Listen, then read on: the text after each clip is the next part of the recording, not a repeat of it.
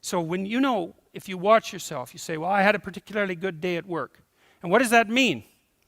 Well, it means that you lost your sense of time, right? Because when you're having not a good day at work, it's like, first it's 1 minute to 3, and then it's 45 seconds to 3, and then it's 30 seconds. That's what school was like for me. It was like, click.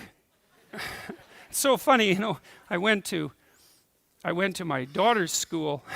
I used to get in trouble for talking all the time. Surprise, surprise. When I was a kid, and I was bored stiff in school, and so I would misbehave upon occasion, out of pure boredom. And about 21 years ago, I went to my daughter's school to sit for a class. It was about an hour long, and I was sitting there, and the teacher had all the kids on the floor and was having some of the kids read to the others, and some of the kids who were reading couldn't read at all.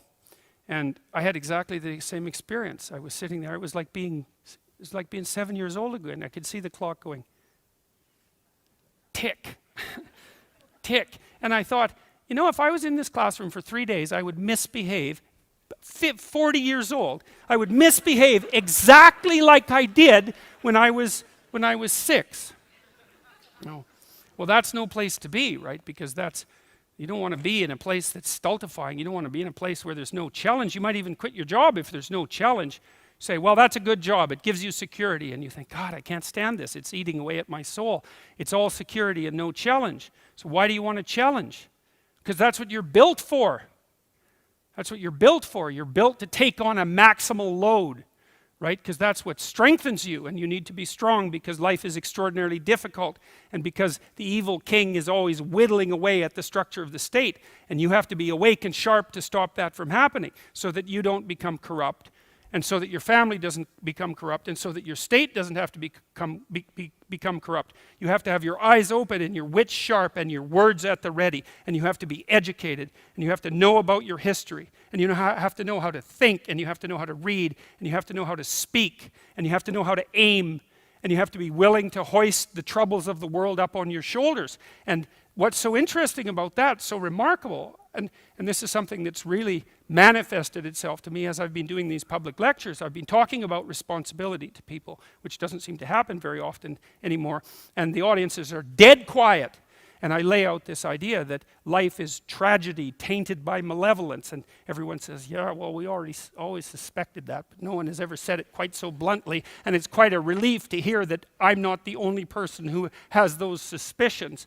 And then the second part of that is the better part, and it's the optimistic part, which is, despite the fact that life is a tragedy tainted by malevolence, at every level of existence, there's something about the human spirit that can thrive under precisely those conditions if we allow that to occur.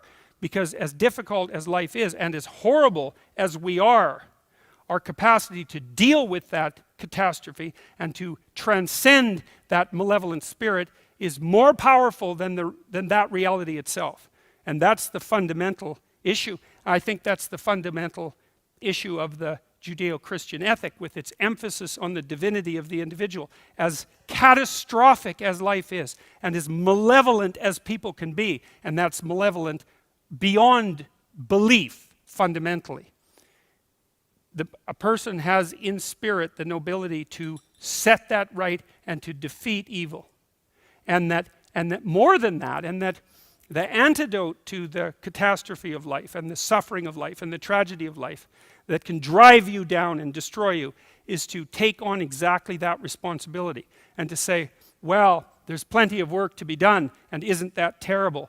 And there isn't anything so bad that we can't make it worse, and certainly try very hard to do so, but I have it within me to decide that I'm going to stand up against that. I'm going to strive to make the world a better place. I'm going to strive to constrain the malevolence that's in my own heart, and to set my family straight, and to work despite my tragic lot for the betterment of everything that's in front of me.